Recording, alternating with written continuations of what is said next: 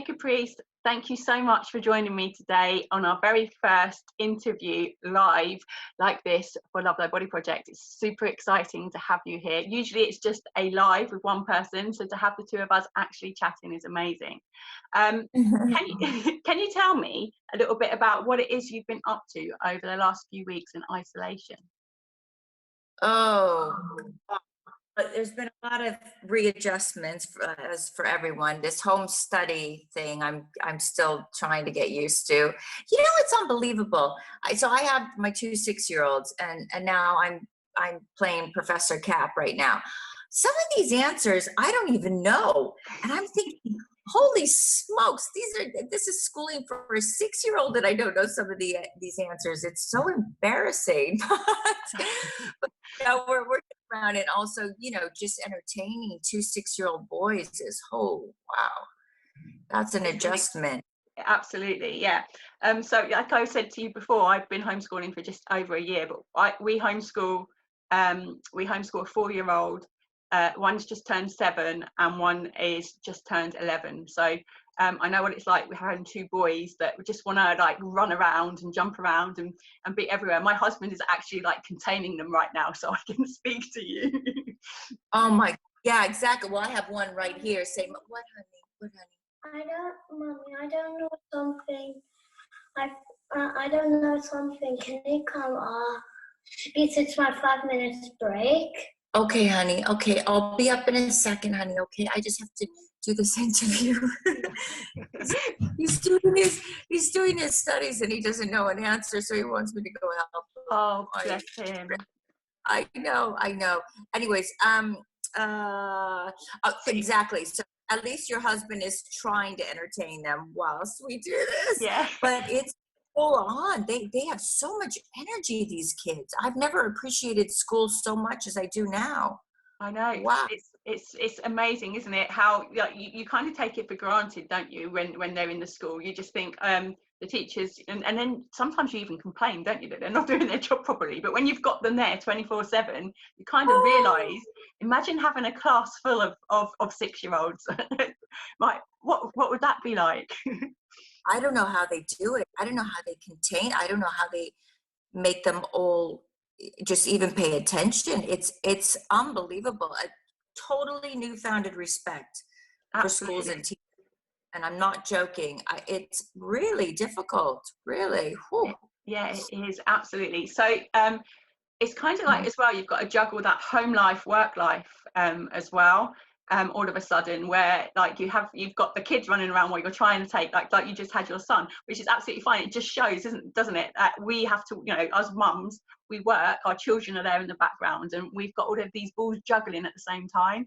So my question for you is, how do you make sure you're spending time for yourself amidst all of this? What is it that you do? Oh, you know what? This is a tough one, and I know we all need to make it a priority because we lose ourselves with, us as women, we're multitaskers. We have to be multitaskers. We're making the money, we're working, we are looking after the kids, we're looking after our husbands. It's not easy, it's not easy. And I'm here to support all this. But at the end of the day, it's quite empowering as well, because we are the glue to our families. We've got to keep our stuff together, otherwise the whole family falls to pieces. We are the rock of the family. So how do I do it? I don't know. There's no formula. With support groups, I have a lot of friends. I'm involved with a lot of groups. I need support too. I need some energy as well, because I'm constantly giving out, so I need something to empower myself and to replenish my energies, because I run out of gas, and we all do. But there is no special formula. We do need to look after ourselves and spend some time with ourselves. I do a lot of meditating.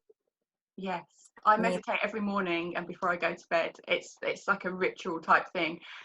Sometimes I do a guided meditation, usually at bedtime, so that it helps me go off to sleep. Exactly. Yeah. Do you ever even fall asleep whilst I'm meditating? Because I go so deep and then I'm out. Yes. Yeah. I mean, for those of you who don't meditate but are interested in meditating, it does take time. Just be patient, to clear your head. It took me 2 years before I got the knack of it, and I was able to go into stillness with my thoughts, because you have 5,000 thoughts that come into your head, and that's okay. Be conscious of it, and then try and think of one thing to still your mind. It's just like it's a muscle like anything else. It just takes a lot of practice. But once you get there, it's so rewarding. When I come out of a meditation, I have so much clarity and I'm much calmer.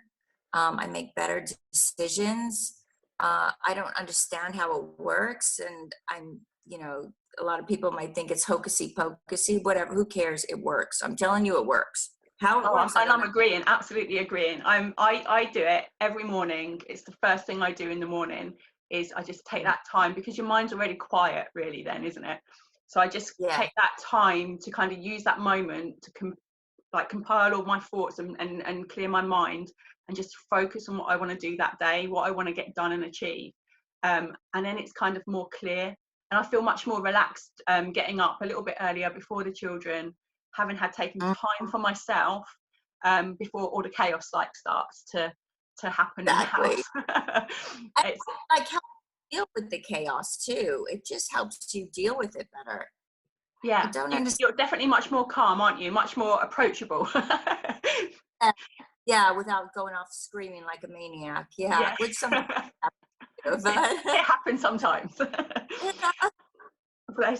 We're only human, aren't we?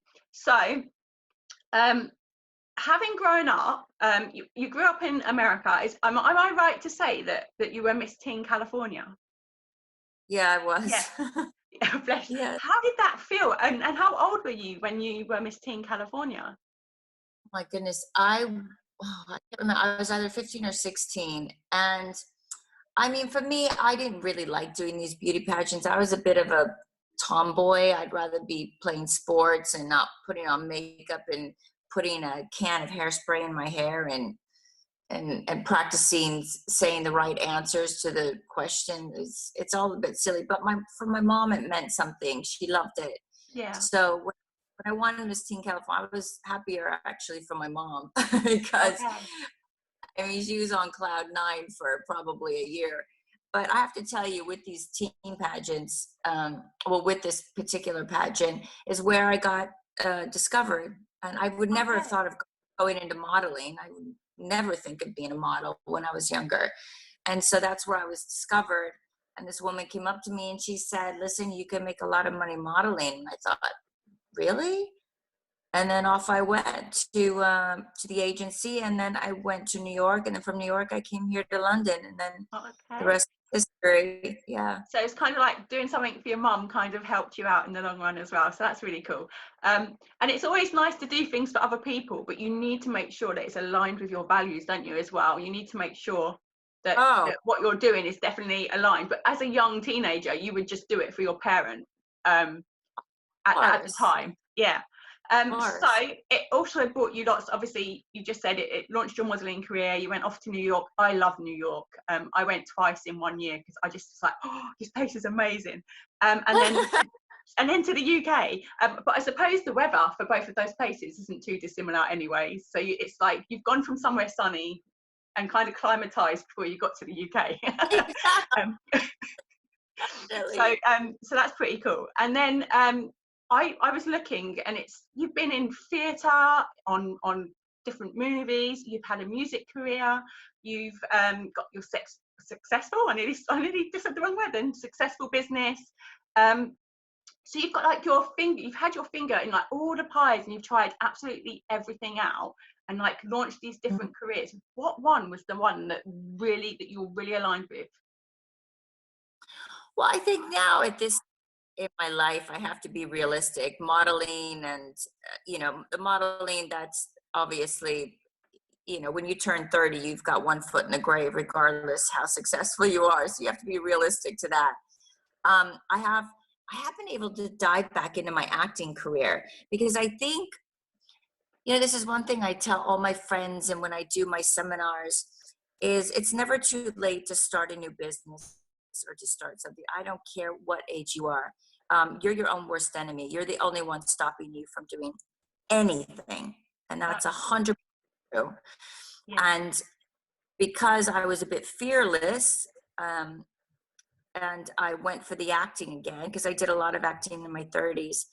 And there was tons of stuff available to me.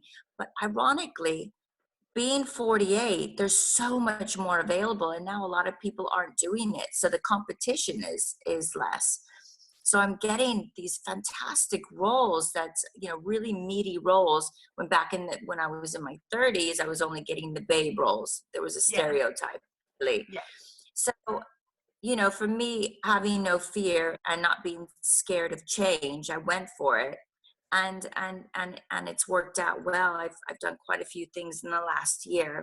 I mean, now things have obviously slowed down, but when things go back to normal, I'll be continuing. I'll be continuing pursuing my acting, but also the business. You know, when I started, I started my lingerie company when I was 35. And then I've just branched out, and my favorite now is the by Caprice home division of by products. That's been doing particularly well.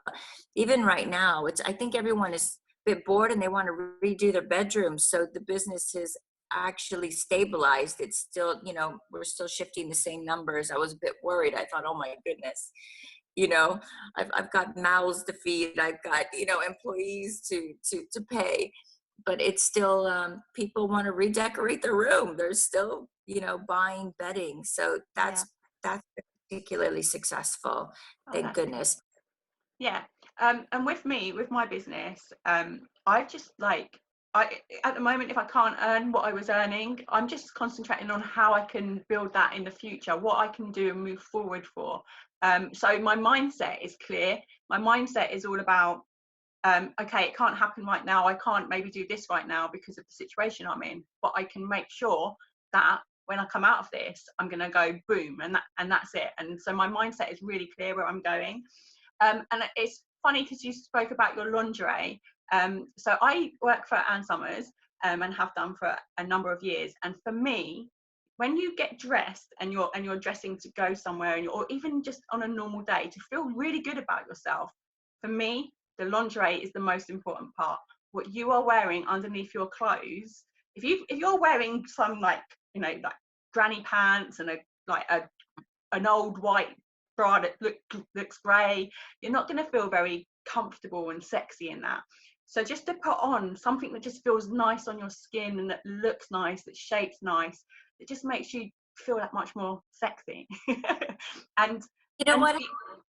It's oh, sorry. It's all about you. It's all about whatever makes you feel empowered, whatever makes you feel sexy, whatever makes you feel good. You absolutely go for it. And with a lot of the ladies I sell to, is that they say the same thing. The lingerie makes them feel sexy. And so, I mean, obviously I don't do any of my designs, because I did it once and it was a major fail. Nobody liked my design. So I said, okay, I'm fine. Put my ego in my back pocket. I'm good with that. But one thing that I am adamant with everything that I sell is bedding, lingerie, whatever I sell, is that it's got to be comfortable. It's got to be comfortable. And for me, it's all about glam. You know, the people that buy for me want a bit of glam in their world, but it's about practicality as well, and comfortable, and making you feel sexy, making you feel empowered, making you feel good. It's all about us. We need this. We've got so much going on: the kids, the business, the husband, the dogs, the cats, the goldfish, the frogs, whatever. We need something for us. yes, you know? absolutely, we do indeed. So within my Love Thy Body Project community, we talk so much about the positive mindset, and how all of the things that they are saying that they might not feel comfortable about within their own skin at the moment, their body issues, it comes from your mindset. And so we do a lot of work on our mindset within our community. What one tip would you give to everybody to work on within their mindset, to make them feel good about themselves? You know what, honey? us as women, we are our own worst enemies. We could do anything. I promise you, at any age, I don't care what you look like, I don't care what age you are, I don't care about anything, any circumstances. Whatever you want to do, you could do it. But we have to be realistic as well. It may not happen immediately. It may not happen, the first time around. I don't care. We fall down. I've fallen down 500,000 times, trust me. And sometimes it's so hard that day to get back up. It's fine, go with it. Cry, say, I can't do it for one day, but I want you to say one thing at the end of it that day. Tomorrow is going to be a better day. And I promise you, 99.9% it is. Yeah. And you get back up and you move forward. And also, sometimes change it's very scary. It's very scary. We get stuck in our ways. We're very happy. We're very comfortable. Change scares us, but change could be the best thing that has ever happened in your entire life. Don't be afraid of it. Like right now, it's a very scary time. There's a lot of anxiety. It's scary, but maybe it's a time to make a change. Right now, we have the time to reflect. We have the time to reflect on our lives. We have the time to reflect on our jobs. Is this the right place we want to be? Do we wake up every morning excited to go to work, having passion for what we do? If we don't, maybe it's time for a change. Yeah, maybe and I it's absolutely agree with that. When my husband got poorly at the end of 2017, we had to make a decision about what we did. We worked together in a business, and he wasn't able to work anymore, which really meant that I couldn't do the job either, because we took care of other people's children, and so we had to have a certain amount of adults per child ratio and stuff, and so it kind of meant that I couldn't really carry that forward with him being in the house poorly either, because the children couldn't really be around that. And so I had to make the decision of what to do. But I already had been speaking to Leona and Estelle from MIBA about branching out and doing the Love Thy Body project and supporting women with their body confidence. But the financial money, the money that we were bringing in at the time, it supported our family. And it was that, if I give this up, I'm going from, being able to support my family to nothing. And am I going to be able to support my family if I do that? So it was like this bridge. And that kind of made me have to make the decision, okay, Serena, this is going to stop now. You're going to align with what it is that you really want to do. And I just kind of hit the floor running, and I haven't stopped. I'm constantly working and doing stuff, but I'm making sure that I'm giving myself the love that I need to give myself at the same time. And if things go wrong, I'm saying, it's okay, Serena, you can do this. It might not work this time, but it will work another time. You can go round, it's not a straight line. You can go round, both mentally and within my business, because I've had to deal with what's going on with my husband as well, and that mental state. And so it's been like this big change. But I'm 42, I'm nearly 43. And so when you're in your 40s and that big change comes, it is really scary. You're like, oh my God, I thought I was settled and secure. Now I've got to make this decision. What's going to happen? It's okay. We're surviving. We're doing what we're doing. And I'm working without feeling like I'm working. So it's good. But but what's so amazing? I mean, there's a lot of amazing things about you, but one thing that I really want to acknowledge is that you were faced with a pretty tough stage in your life, and again in your 40s, and you did not victimize yourself. No. You did not blaming God, blaming, why is this happening? Go into a depression. No. You know what you did? You said, okay, for some reason this is happening and it's meant to be. That's fine. I'm going to make this work. Yeah. And you absolutely did. And look at the amazing place that you're at right now. You know what I mean? You didn't victimize yourself. And it's so easy for us to do that. There's a lot of things in life that really suck. And we're thinking, what in the hell is this happening? Why? What did I do? I'm a good person. Why? Yeah. And then and I suppose you've got to kind of hope that that the universe is kind of guiding you where you need to be. You've got to kind of believe in that. Otherwise you're gonna just go stir crazy trying to figure out what's going wrong. You've got to kind of just accept it. But I Yeah. suppose as well with you, you're in this, you know, in the media constantly. You're always in the media. There's always people posting. It can be good, it can be bad, and a lot of the time, some of like those things aren't real. And so, as well as everything that goes on in your life on a daily basis, you have to deal with that pressure of the social media as well, of the paparazzis like being there and stuff. So how do you deal with that? Well, I mean, recently, I that was my biggest test, I think, and especially, you know, victimization. I was doing this show, and somebody was attacking me on a daily basis and selling or leaking the most salacious stories I have ever that's ever been written about me. And I was contracted, so I had a gag. You know, I had a gag. I couldn't say anything. I couldn't stick up for myself, and it was really hard emotionally for my family. It was hard. You know, my kids would come home and say, "Mommy, somebody said this about you and that about you," and that just, it absolutely Yeah, broke my, and I couldn't do anything about it.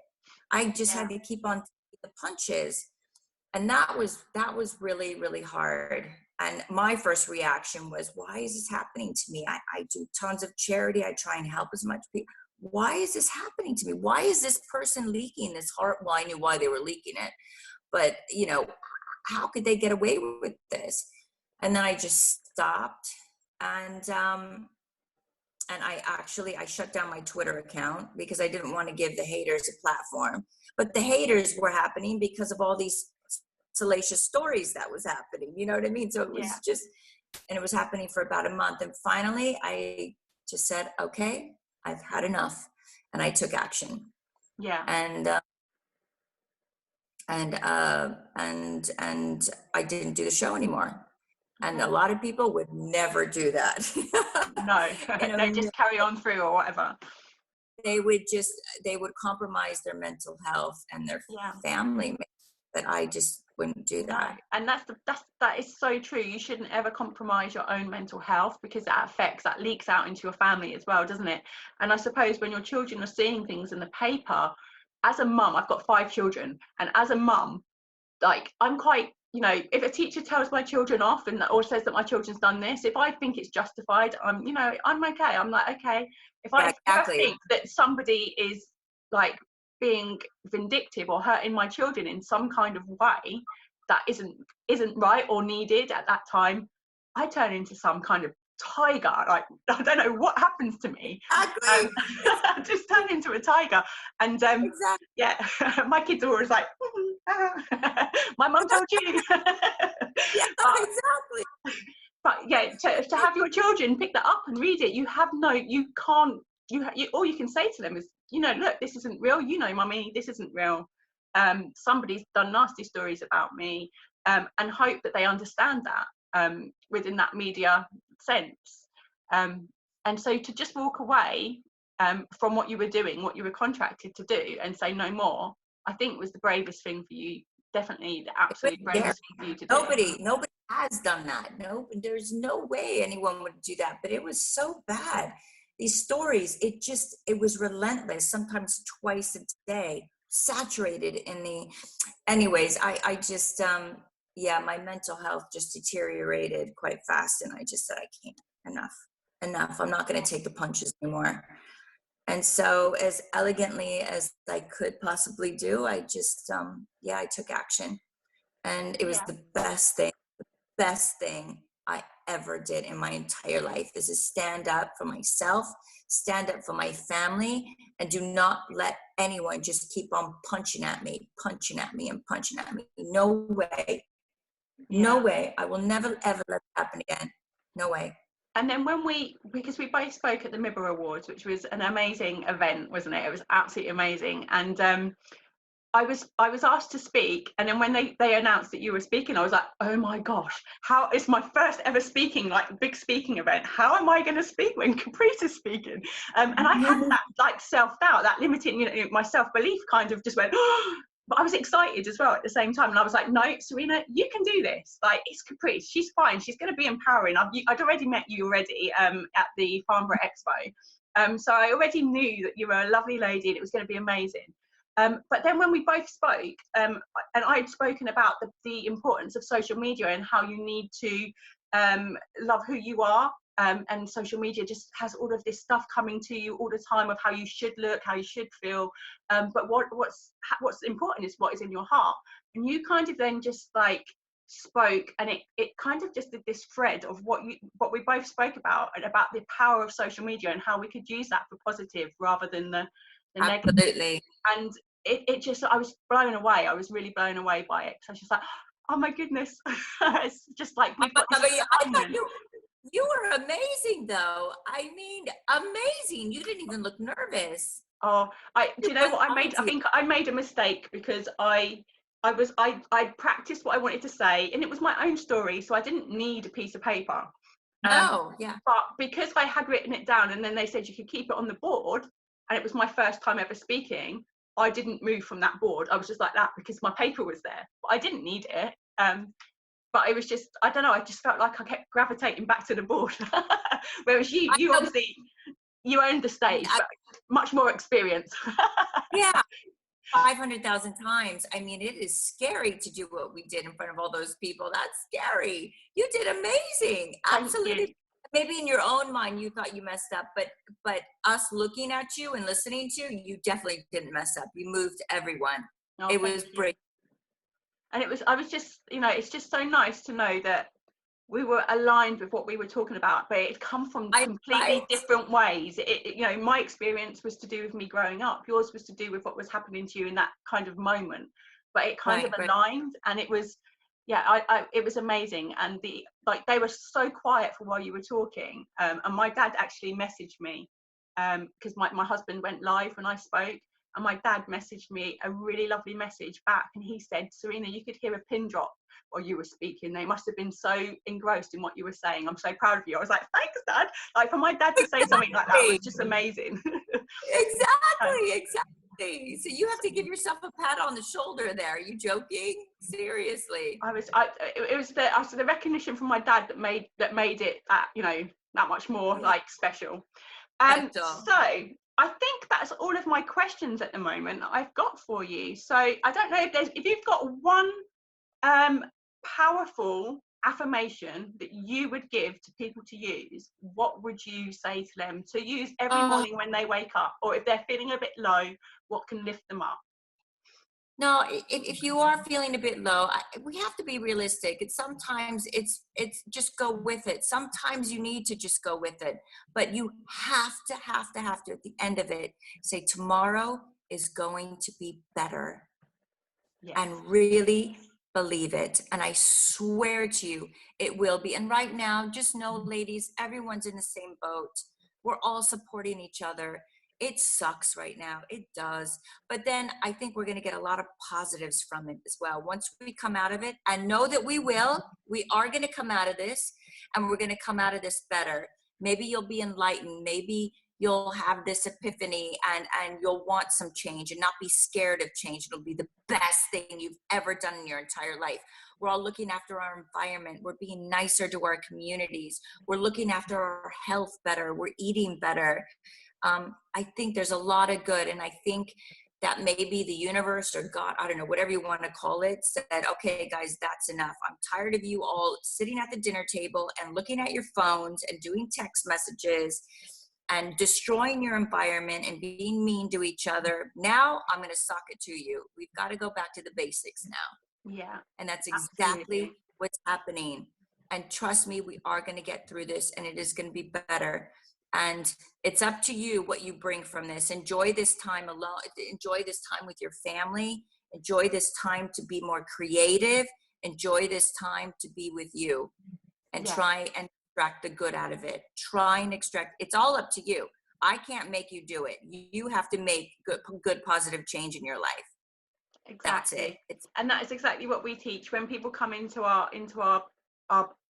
community and they want this change. We always say to them, change is possible, but you have to really want it, and you have to put in that time and commitment to make that change. Because I can give them all the tools that could change their, you know, their mindset, that can help them to get to where they want to be. But if they're not putting the work in, if they're not showing up for themselves, it's just not going to happen. It's not. It's not going to happen. So you've got to be positive, think positive, and absolutely make this time now to make the changes that you really want in life, to really dig deep. That's it. But make it happen. Only you could do this, and you can do this. Yes. You can. Yes, absolutely. So thank you so much, Caprice, for coming on and chatting with us. It's been amazing, and I hope you have an amazing Friday afternoon, whatever you're up to. And Easter holidays. So lots of people go away for the Easter holidays, but we're all stuck indoors. So have an amazing time. I hope you can do a nice Easter egg hunt or something around your house. That would be real cool. Oh, you too, honey. So nice to talk to you. Thank you very much. Okay, thank you. Bye.